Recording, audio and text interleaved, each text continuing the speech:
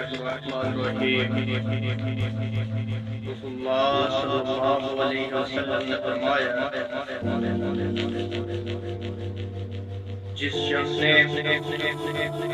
جان بوجھ کر اپنے والد کی بجائے کسی اور کا بیٹا ہونے کا دعویٰ کیا تو اس نے کفر کیا، اور جس شخص نے اپنا نسب کسی ایسی قوم سے ملایا جس سے اس کا کوئی تعلق نہیں ہے تو وہ اپنا ٹھکانہ جہنم میں بنا لے۔ دوسری حدیث میں رسول اللہ صلی اللہ علیہ وسلم نے فرمایا، جس شخص نے فجر کی جماعت کے ساتھ نماز پڑھی،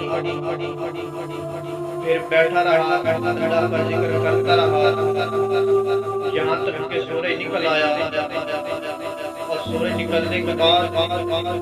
پھر 2 رکعت نماز ادا کی تو سیدنا انس فرماتے ہیں رسول اللہ صلی اللہ علیہ وسلم نے فرمایا اس کو حج اور عمرے کا ثواب مل گیا، اور یہاں بھی نہیں فرمایا اس کو پورا مل گیا، اس کو پورا مل گیا، اس کو پورا مل گیا۔ 3 مرتبہ تاکید کے ساتھ رسول اللہ صلی اللہ علیہ وسلم نے فرمایا اس کو حج اور عمرے کا پورا ثواب مل گیا۔ ایک تیسری حدیث میں رسول اللہ صلی اللہ علیہ وسلم نے فرمایا، ایسا شخص جو کسی سے قرض لیتا ہے،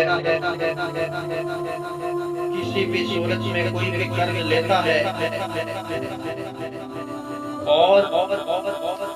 اس نیت پہ لیتا ہے کہ یہ قرض میں واپس نہیں کروں گا،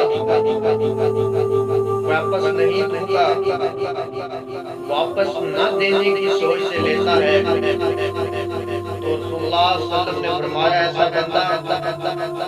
جو ایسی سوچ سے قرض لے گا کل قیامت والے دن جب وہ اللہ رب العالمین سے ملاقات کرے گا، کل اللہ سے اس کی جب ملاقات ہوگی ملے گا مالک کائنات سے، تو رسول اللہ صلی اللہ علیہ وسلم نے بڑی بات فرمایا ایسا بندہ اللہ سے ملاقات کرے گا تو چور کی شکل میں ملاقات کرے گا، یعنی یہ آخرت میں بھی